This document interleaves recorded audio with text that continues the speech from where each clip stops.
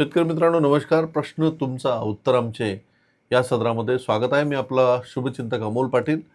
आज मला श्री दुर्गेश गजानन घरत यांनी एक प्रश्न विचारलेला आहे आणि त्या प्रश्नामध्ये पीक जे निवडलेलं आहे ते आहे पपई.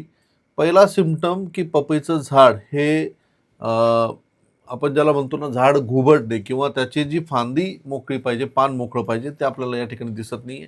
दुसरं, रस शोषणाऱ्या किडीचा प्रादुर्भाव हा शेंड्यावर दिसतोय, त्यामुळे वाढ थांबलेली. आणि तिसरं, बाकीची झाडं जशी हिरवी दिसत आहेत तसं हे एक झाड खालची पानं पिवळी पडून या ठिकाणी स्टॉप झालेलं आहे.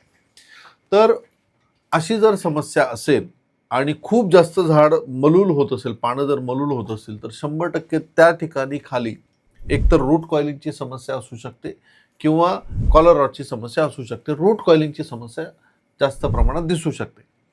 अशा वेळेस तुम्ही आजूबाजूची माती थोडीशी करून त्या ठिकाणी प्रतिपंप डॉक्टर प्लस 50 ग्राम, ह्युमॉल गोल्ड 50 ग्राम घेऊन झाडाच्या खोडाच्या आजूबाजूला या ठिकाणी गोल पद्धतीने 1 लिटर पाणी त्या झाडावर टाकावं. ही खालची पिवळी पडलेली पानं काढून टाकावी आणि रस शोषक किडीच्या नियंत्रणासाठी तसंच उन्हापासून झाडाला बचाव करण्यासाठी 15 लिटरच्या पंपाला सुपर कॉन्फिडर 8 ते 10 मिली, अपसिल OSA 40 मिली ज्याच्यामध्ये ऑर्थोसिलिसिक ॲसिड आहे, आणि मायक्रोन्यूट्रन किंवा अन्नद्रव्याची कमतरता दूर करण्यासाठी मायक्रोडील गोल्ड साधारणतः 30 ग्राम प्रति 15 लिटर हे प्रमाण घेऊन त्यामध्ये सिलिकॉन स्टिकर ॲड करावं आणि संध्याकाळी 4 वाजेनंतर फवारणी घ्यावी.